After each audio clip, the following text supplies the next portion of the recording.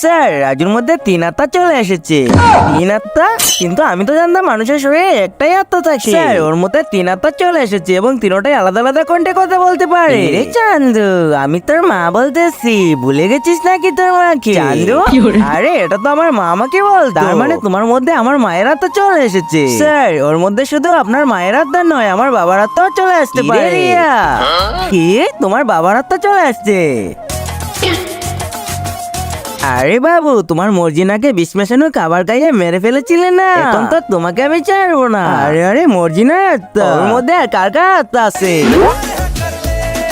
চান্দু, চান্দু, তুমি তোমার গার্লফ্রেন্ডের পাল্লায় পড়ে তোমার মাকে মেরে নিয়েছিলে, এখন তোমার কি হবে চান্দু? আরে মা, আমি আমার গার্লফ্রেন্ডকে অনেক ভালোবাসি, প্লিজ আমাকে ছেড়ে দাও।